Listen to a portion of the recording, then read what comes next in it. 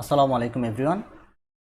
এই সমস্যাটা দেখো, এখানে বলছে y is equal to x square plus two বক্ররেখা হতে 3,2 বিন্দুর ক্ষুদ্রতম দূরত্ব নির্ণয় করো। তো এই অঙ্কটা করার জন্য আমাদের ক্ষুদ্রতম এবং বৃহত্তম মান নির্ণয় করার যে ওয়ে, অর্থাৎ গুরুমান ও লঘুমানের যে কনসেপ্ট, সেই কনসেপ্ট ব্যবহার করতে হবে। তো এই যে বক্ররেখাটা আছে, এটা কিন্তু একটা পরাবৃত্ত। যারা কনিক শিখে আসছো তারা জানো যে এটা একটা পরাবৃত্ত। তো এটা উপরের দিকে ওয়াইয়ের অক্ষের দিকে মুখ করে থাকবে। আমি যদি একটা রাফ চিত্র আঁকি, মনে করি এটা আমাদের একটা পরাবৃত্ত, জাস্ট বোঝানোর জন্য। আর এখানে একটা বিন্দু আছে, এটা মনে করি একটা বিন্দু, বিন্দুটি হলো 3,2 বিন্দু। এখন এই যে এই পরাবৃত্ত থেকে এর ক্ষুদ্রতম দূরত্ব, দেখো ক্ষুদ্রতম দূরত্বটা একেবারে নিকটের দূরত্বটা হবে। এখানে তো অনেক দূরত্ব হতে পারে, এখান থেকে এই দূরত্ব হতে পারে, এখান থেকে এই দূরত্ব হতে পারে, এখান থেকে এই দূরত্ব হতে পারে, এই দূরত্ব হতে পারে, মানে ইনফিনিটি অবধি দূরত্ব হতে পারে। বাট একটা দূরত্ব থাকবে যেটা সবচেয়ে ক্ষুদ্রতম, অর্থাৎ একেবারে নিকট যে পয়েন্ট, সেই পয়েন্টটা থাকবে একেবারে ক্ষুদ্রতম দূরত্ব। তাহলে সেই দূরত্বটাই আমাদের বের করতে বলা হয়েছে। এখন এই যে পরাবৃত্তটা আছে, এটা তো আমাদের এই যে মনে করো এটা এক্স অক্ষ ওয়াই অক্ষ। এই পরাবৃত্তের যতগুলো পয়েন্ট আছে, এটা একটা সাধারণ বিন্দু আমরা ধরে নিব। এই সাধারণ বিন্দুটা হলো এক্স ওয়াই। মনে করি এই সাধারণ বিন্দুটা এখান থেকে এক্স কমা ওয়াই। এই এক্স ওয়াই বিন্দু থেকে এই দূরত্বটা আমরা ধরে নিয়ে তারপরে ওই গুণমান এবং লঘুমানের কনসেপ্ট ব্যবহার করে ক্ষুদ্রতম দূরত্বটা বের করার চেষ্টা করব। তো চলো তাই করি। এখানে solution y equal to x square plus two বক্ররেখার বক্ররেখার এক্স কমা ওয়াই বিন্দু হতে 3,2 বিন্দুর দূরত্ব আমরা এটাকে এস দিয়ে প্রকাশ করলাম। ঠিক আছে, এস ইকুয়াল টু কী হবে? এস ইকুয়াল টু, তুমি চাইলে অন্য কোনো কিছু দিয়েও ডিনোট করতে পারো, কোনো সমস্যা নেই। তাহলে নর্মাল দূরত্বের সূত্র, তাহলে x minus three whole square, x minus three, যারা সরলরেখা পড়ে আসছো তারা জানো, বা এটা তোমরা শিখে আসছো অলরেডি 9-10 থেকে, whole square plus y minus two whole square. এখন দেখো এখানে এই এসটা এসের মতোই আছে, কিন্তু এদিকে তাকালে দেখবা যে এখানে দুটো চলক এক্স এবং ওয়াই। আমরা দুটো চলক নিয়ে তো আর লঘুমান গুরুমান বের করতে পারি না। আমাদের যে কোনো একটা ফাংশন থাকে, তার ভিতরে একটা চলক থাকলে কীভাবে আমরা বের করতে হয় সেটা আমরা শিখেছি। এখন কি করব, আমরা এই ওয়াইটাকে এক্স দিয়ে রিপ্লেস করে দেওয়ার চেষ্টা করব। তাহলে দেখো এইখান থেকে এই ইকুয়েশনটার দিকে তাকাও, এখানে আছে কি? এখানে আছে y equal to x square plus two, নাকি? এই টুটাকে এই পাশে নিয়ে আসো, তাহলে y minus two equal to x square. এখানে ওয়াই মাইনাস টু আছে, এখানে ওয়াই মাইনাস টু, তাহলে ওয়াই মাইনাস টু এর বদলে আমরা কিন্তু এক্স স্কোয়ার লিখতে পারি। তখন আমাদের ইকুয়েশনটা কী দাঁড়াবে? ইকুয়েশনটা দাঁড়াবে x minus three whole square, এখানে প্লাস ওয়াই মাইনাস টু, অর্থাৎ এই যে পুরোটার বদলে এক্স স্কোয়ার বসাইলে এক্স স্কোয়ারের উপরে আরেকটা স্কোয়ার আছে, তাহলে ultimately x to the power four আসবে। ক্লিয়ার হয়েছ? ওকে, এখন তাহলে এটাকে আমরা এক্সের সাপেক্ষে অন্তরজ নির্ণয় করব। তাহলে একবার অন্তরীকরণ নির্ণয় করলে ডিএস বাই ডিটি আমরা পাবো, ডিএক্স পাবো, সরি। এখন এখানে রুট ওভার আছে, তাহলে এই রুট ওভার সামথিং, এই সামথিংটাকে এস ধরে আমরা যদি চেইন রুল অ্যাপ্লাই করি, তাহলে 1/2 রুট ওভার, তাই তো 1/2 root over of x minus three whole square plus x to the power four, x to the power four. মানে এটা তো আর এক্স না, এটাকে আবার অন্তরীকরণ করতে হবে। তো আবার যদি অন্তরীকরণ করো, তাহলে এখানে হবে কি টু, এটাকে অন্তরীকরণ করলে two x minus three plus three x to the power three, four x to the power three, এমনি sorry, four x to the power three. এই এরকম, এটাকে একটু গুছায় লেখো। একটু গুছায় রাখলে কী হবে দেখো, এখান থেকে আমরা চাইলে টু কমন নিতে পারি। টু কমন নিলে কী থাকবে? এখানে টু এক্স কিউব থাকবে।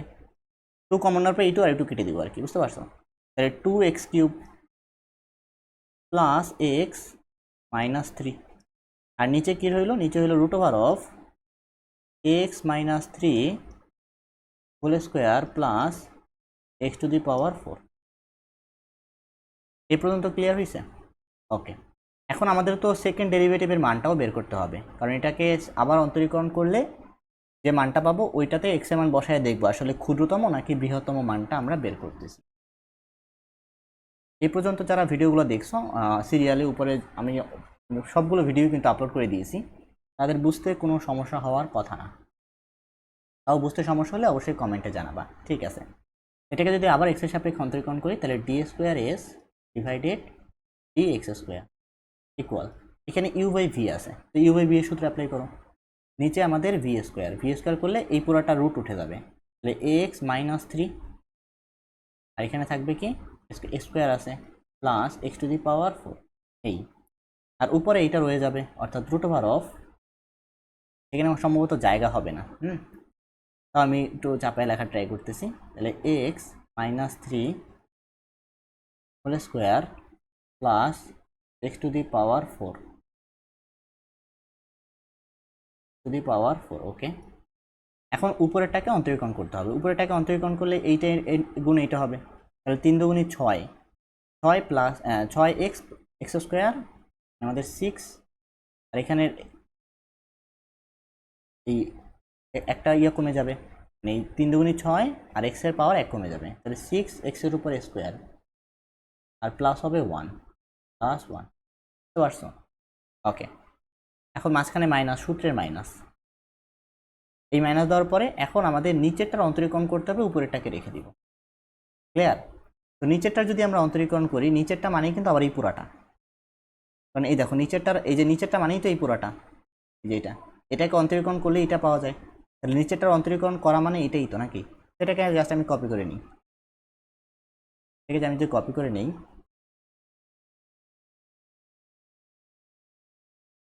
সেখানে জায়গার সংকট, আচ্ছা দাঁড়াও আমি এটাকে একটু এদিকে নিয়ে আসি, হ্যাঁ এগুলো তো তোমার লেখা শেষ, খাতায় উঠায় ফেলাইও তাড়াতাড়ি,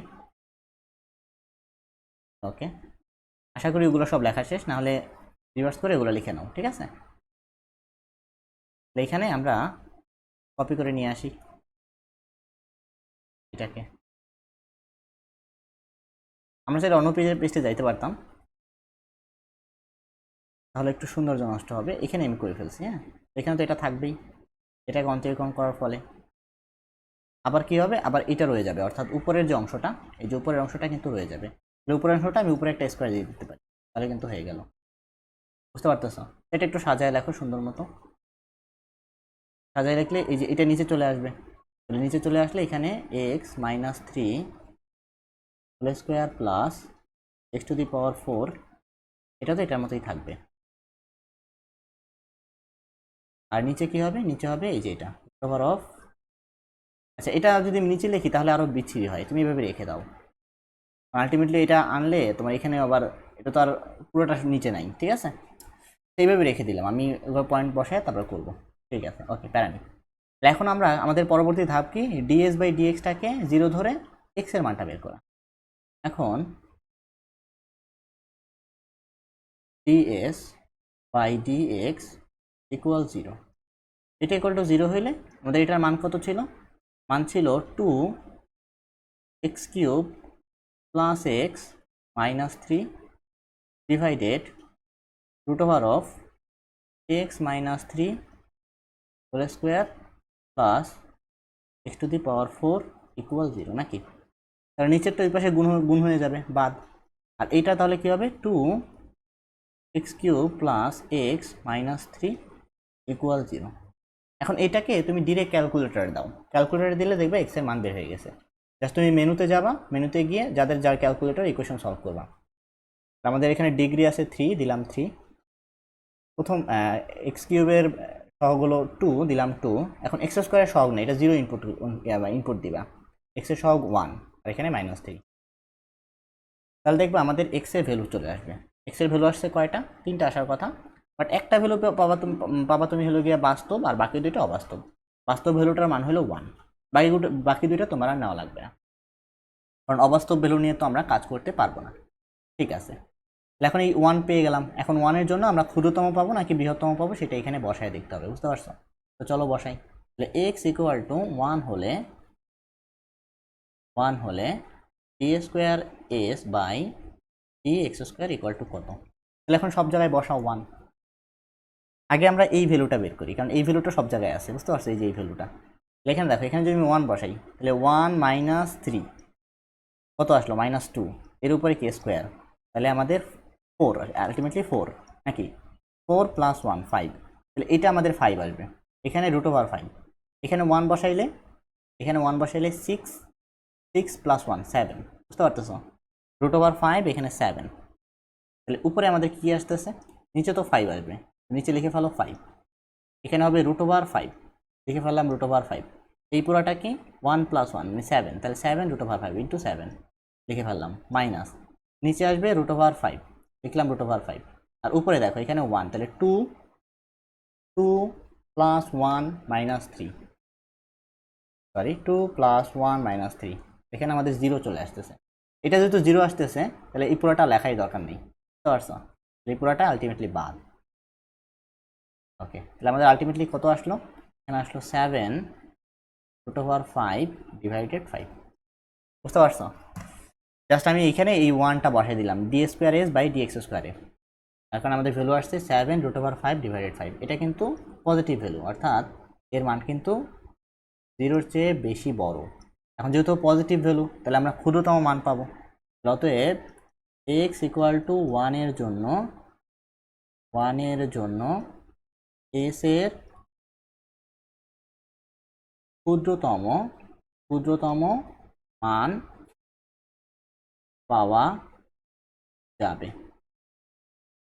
মান পাওয়া যাবে, অতএব ক্ষুদ্রতম দূরত্ব ইকুয়াল টু, এই যে রুটের ভিতরে আমাদের মূল ফাংশনে বসাবা, এক্স এর জায়গায় জাস্ট 1 বসাবা, তাহলে মূল ফাংশনটা কি ছিল? যে √(x - 3) প্লাস x⁴, এটা আমরা অলরেডি বের করছি, √5 হয়। তা আবার দেখায় দাও এখানে সুন্দর মতো, এখানে 1 - 3² প্লাস 1⁴, এখানে 2² প্লাস 1 বা √5, এই হলো আমাদের সঠিক উত্তর। অঙ্কটা একটু বড়, বাট কনসেপচুয়াল খুবই সহজ। হ্যাঁ, কনসেপ্টটা খুবই সহজ, বাট ম্যাথটা একটু বড়। এখন এই ম্যাথটা আরেকটা ওয়েতে করা যায়, কোন ওয়েতে?